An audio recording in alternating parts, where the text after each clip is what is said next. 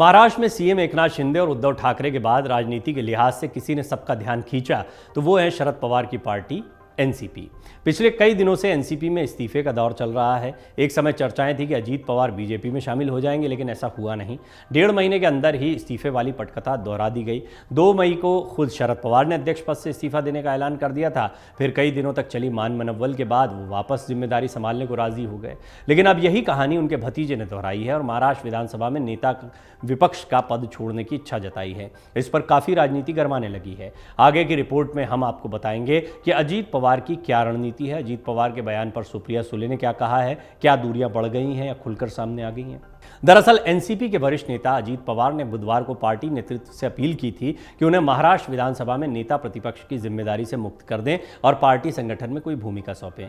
NCP के 24वें स्थापना दिवस कार्यक्रम में पवार ने ये मांग रखी। उनकी इस मांग पर कई सवाल उठने शुरू हो गए हैं। इस पर एनसीपी की कार्यकारी अध्यक्ष सुप्रिया सुले ने कहा कि वो बहन के तौर पर चाहती हैं कि उनके भाई की सभी इच्छाएं पूरी हों। आप समझ सकते हैं, इसमें एक तंज भी दिखाई देता है कि अगर वो चाहते हैं कि इस्तीफा दें तो उनको देने दिया जाए। राजनीतिक गलियारों में हलचल दरअसल हाल ही में राष्ट्रवादी कांग्रेस पार्टी के प्रमुख शरद पवार के इस्तीफे से शुरू हुई थी, लेकिन उनकी बेटी सुप्रिया सुले और प्रफुल्ल पटेल को जब नया कार्यकारी अध्यक्ष बनाया गया तो बहुत सारे समीकरण जो हैं वो बदल गए हैं। इस बदलाव से अजीत पवार नाराज बताए जा रहे हैं। ये कयास लग रहे हैं कि उनको नाराजगी है इससे। हालांकि अजीत पवार और सुप्रिया लगातार जब सार्वजनिक तौर पर बोलते हैं तो वो इन खबरों को खारिज करते हैं। एक बार फिर महाराष्ट्र की राजनीति में जो है वो एक सुगबुगाहट देखने को मिल रही है। अब सवाल उठ रहे हैं कि क्या अजीत पवार ने पार्टी में कोई पद लेने की इच्छा सचमुच जताई है या फिर वो भी वही खेल खेल रहे हैं जो शरद पवार ने कुछ दिनों पहले खेला था। प्रदेश अध्यक्ष पद का दावा तो नहीं कर रहे हैं वो। अब सुप्रिया सुले का बयान देखिए, वो बड़ा दिलचस्प बयान लगता है। इन सब सवालों के बीच सुप्रिया सुले ने पत्रकारों से कहा कि मैं भी चाहती हूं कि अजीत दादा की इच्छाएं पूरी हों। ये संगठन का फैसला होगा कि अजीत दादा को पार्टी में कोई पद दिया जाएगा या नहीं, लेकिन मुझे खुशी है कि वो पार्टी के लिए काम करना चाहते हैं। उन्होंने आगे कहा कि हमारी पार्टी के कार्यकर्ताओं को प्रोत्साहन मिलेगा। उन्हें प्रदेश अध्यक्ष बनाया जाएगा या नहीं ये पार्टी पर निर्भर करता है, लेकिन एक बहन के तौर पर मैं चाहती हूँ कि मेरे भाई की सभी इच्छाएं पूरी हों। अभी इच्छा क्या है? अभी तो इच्छा ये है कि उनको मुक्त किया जाए नेता प्रतिपक्ष की जिम्मेदारी से। उनका कहना है मुझे विपक्ष का नेता बनने में दिलचस्पी नहीं है।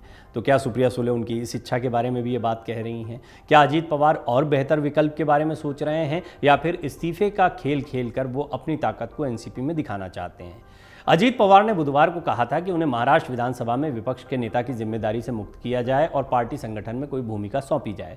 मुंबई में आयोजित राष्ट्रवादी कांग्रेस पार्टी के 24वें स्थापना दिवस कार्यक्रम में अजीत पवार ने मांग रखी।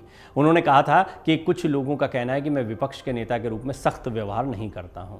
उन्होंने ये भी कहा कि मुझे विपक्ष के नेता के रूप में काम करने में कभी दिलचस्पी नहीं थी, लेकिन पार्टी विधायकों की मांग पर भूमिका को स्वीकार किया। पवार ने कहा कि उनकी मांग पर फैसला करना एनसीपी नेतृत्व पर निर्भर है। मुझे पार्टी संगठन में कोई भी पद दें और मुझे जो भी जिम्मेदारी सौंपी जाएगी मैं उसके साथ पूरा न्याय करूंगा।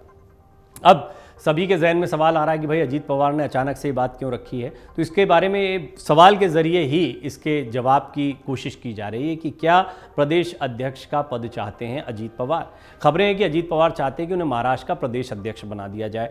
पार्टी में फिलहाल शरद पवार अध्यक्ष हैं, उनकी बेटी सुप्रिया सुले कार्यकारी अध्यक्ष बन गई हैं। जयंत पाटिल के पास प्रदेश अध्यक्ष का पद है। अजीत पवार की नज़र इस पर ही है। इसकी वजह यह है कि एनसीपी भले ही देश भर में राजनीति करती है, लेकिन वो मुख्य तौर पर महाराष्ट्र की ही पार्टी है। ऐसे में पार्टी का राज्य अध्यक्ष बहुत अहम है। किसको टिकट देना है, किसको क्या जिम्मेदारी देना है, सारे फैसले जो हैं वो अध्यक्ष के पास, और वो भी अजीत पवार जैसा अध्यक्ष हो। जयंत पाटिल भी अच्छे अध्यक्ष साबित हुए हैं, शरद पवार के काफ़ी नज़दीकी हैं। आपने उनके आंसू भी देखे हैं जब शरद पवार ने अपना इस्तीफा दिया था। लेकिन अजीत पवार की अपनी ताकत भी है एनसीपी, वो किसी भी पद पर रहें। अजीत पवार एक दावेदार माने जाते हैं शरद पवार की विरासत के। अजीत पवार चाहते हैं कि उन्हें ये जिम्मेदारी मिल जाए ताकि प्रदेश के संगठन और पार्टी काडर पर उनकी पकड़ और मजबूत हो जाए। आगे विरासत के लिए संघर्ष छिड़ा तो इस पद पर रहते हुए अजीत पवार कुछ पावर गेम भी दिखा सकते हैं।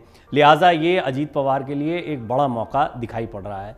ऐसी स्थिति में अजीत पवार के लिए ये मौका करो या मरो का भी है।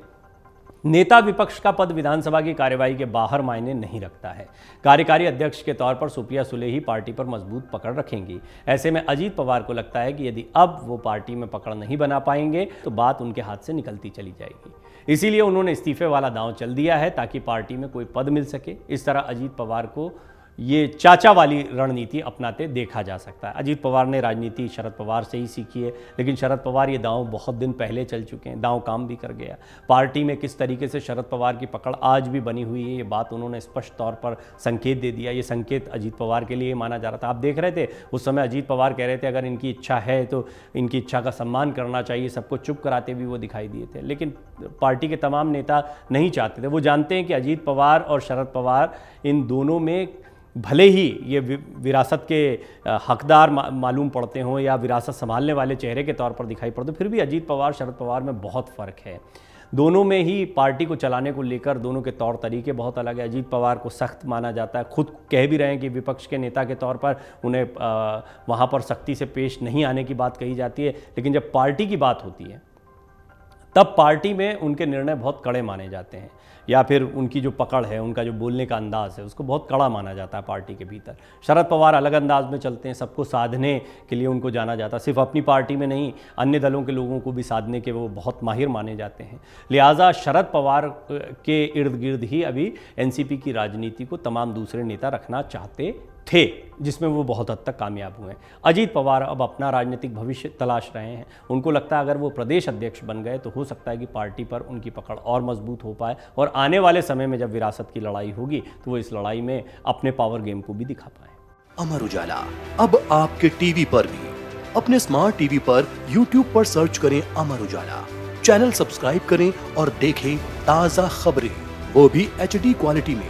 और हाँ, बेल आइकन दबाना ना भूलें ताकि हर खबर हो आपके घर। अमर उजाला, निष्पक्ष, निर्भीक, निरंतर।